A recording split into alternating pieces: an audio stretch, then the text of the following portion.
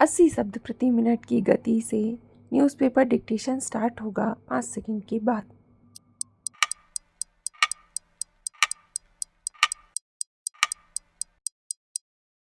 Start. हमें मालूम है कि ऑपरेशन सिंदूर अभी खत्म नहीं हुआ है। वैसे सीमाओं पर शांति है।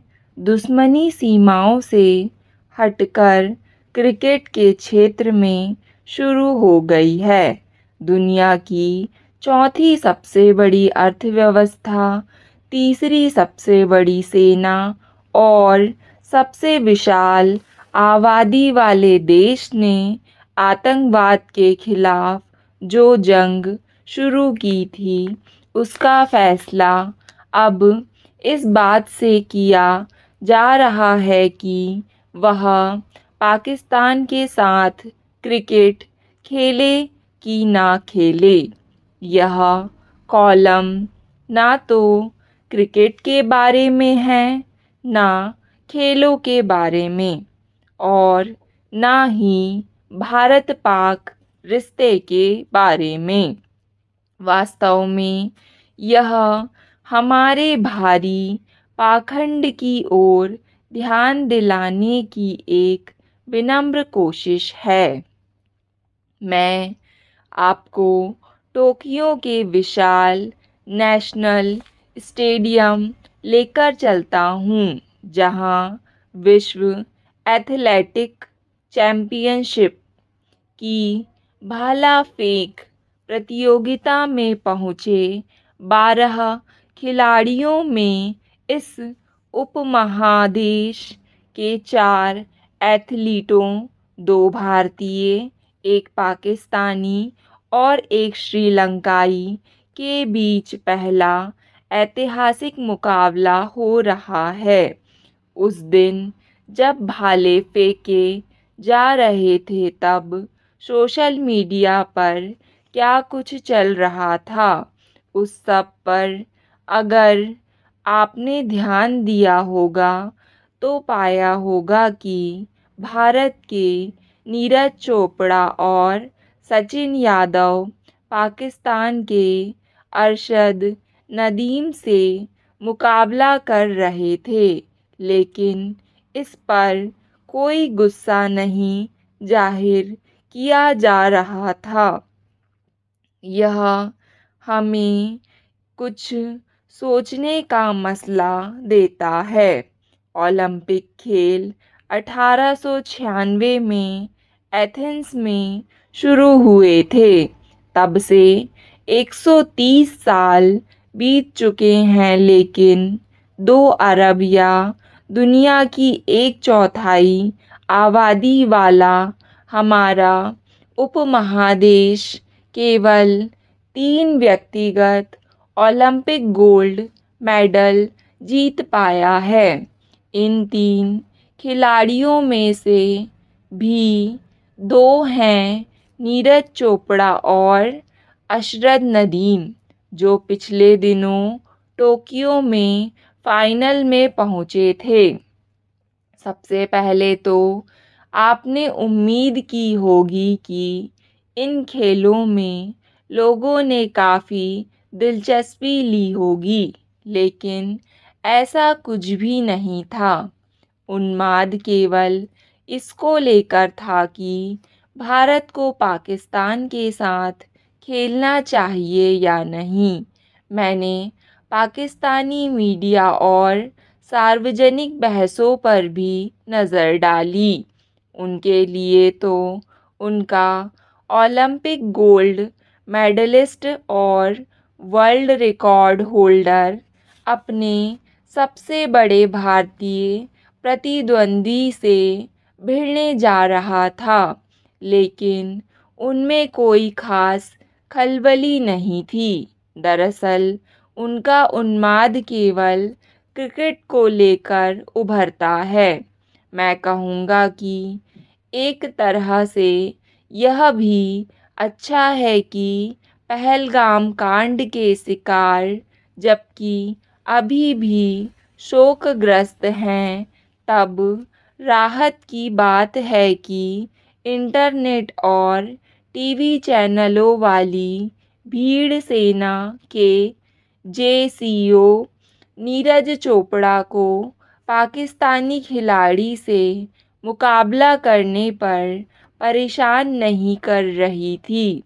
क्रिकेट और एथलेटिक्स मुकाबलों को लेकर भावनाओं में उबाल में जो अंतर है उसकी एक वजह यह भी है कि हम क्रिकेट के दीवाने हैं और यह वजह भी छोटी ही है।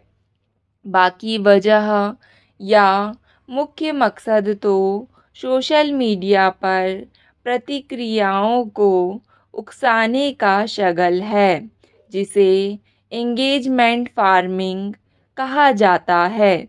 इस मामले में 24 घंटे उन्माद बढ़ाने के लिए क्रिकेट का खेल ओलंपिक की किसी प्रतियोगिता के मुकाबले कहीं ज़्यादा मुफीद साबित होता है। कुछ लोग पहलगाम कांड के शिकार हुए लोगों का अंतिम संस्कार करते उनके पिताओं या बिलखती विधवाओं के चित्र पोस्ट करते हुए सवाल करते हैं कि क्या पाकिस्तान के साथ क्रिकेट खेलकर हम इन लोगों को न्याय दिला रहे हैं। इस पर मेरा सवाल है कि क्रिकेट ना खेलकर और पाकिस्तान को मैच में जीत सौंपकर क्या हम उन्हें न्याय दिला पाएंगे? क्या हमने अपनी वायुसेना, थल सेना और नौसेना की संयुक्त शक्ति का प्रयोग करके उन्हें न्याय नहीं दिया? बशर्ते आप कई पाकिस्तानियों की तरह यह ना सोचते हों कि जैश और लश्कर के ध्वस्त मुख्यालय, दर्जन भर पाकिस्तानी हवाई अड्डों के विध्वंस, जलाए गए पाकिस्तानी रडारों का कोई मोल नहीं है। आतंक के खिलाफ जंग में हमारी सेना क्या नहीं हासिल कर सकती है जो क्रिकेट हासिल कर सकता है? खेलों के प्रति हमारी भावना एकेश्वरवादी है। क्रिकेट ही हमारा एकमात्र ईश्वर है। इस मामले में पवित्र आक्रोश जीतने से ज़्यादा खेलने या बॉयकॉट करने को लेकर उभरता है। सोशल मीडिया ना होता तो आप इसे बचकानी प्रवृत्ति मानकर खारिज कर सकते थे। फ़र्क यह है कि यह प्रवृत्ति टीवी पर होने वाली बहसों पर भी हावी रहती है। दोनों तरफ प्राइम टाइम की हर बहस में यह ज़्यादा से ज़्यादा विद्वेषपूर्ण और कड़वी होती जाती है, जिनमें अपशब्दों का इस्तेमाल किया जाता है और सीधे सीधे सांप्रदायिक आरोप तक उछाले जाते हैं। कई लोग अब यह रुख अपना रहे हैं कि किसी भी अंतर्राष्ट्रीय टूर्नामेंट में पाकिस्तान के साथ क्रिकेट खेलना राजनीतिक, रणनीतिक और सबसे अहम नैतिक रूप से भी गलत है। ये चाहते हैं कि भारत ऐसे टूर्नामेंटों का बहिष्कार करे या पाकिस्तान को मैच जीतने दे। यह प्रतिस्पर्धी खेलों के अपमान जैसा है। भारत आतंकवाद का शिकार है, यह बेशक एक बुरी बात है। तो क्या भारत पाकिस्तान को वॉकओवर देता रहे? यह पीड़ित होने की किस तरह की भावना है।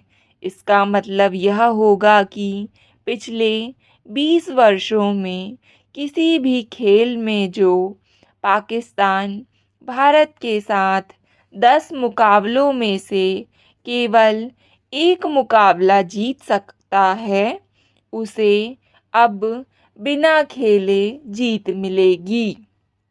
भारत की 2 पीढ़ियां पाकिस्तान से हारते रहने के हमारे इतिहास से आक्रांत रही थीं, लेकिन पिछले 25 वर्षों में स्थिति उलट गई है। पिछले 20 वर्षों में T20 के 14 में से 11 मुकाबलों में भारत ने पाकिस्तान को हराया। पिछले एक दशक में पाकिस्तान के साथ एक दिवसीय मुकाबलों में भारत का स्कोर 8-1 का रहा है। 2017 में ओवल के मैदान में चैंपियनशिप ट्रॉफी के फाइनल तक भारत का यह स्कोर 7-0 का था। पाकिस्तान की जीत अब दुर्लभ अपवाद ही बन गई है। स्टॉप।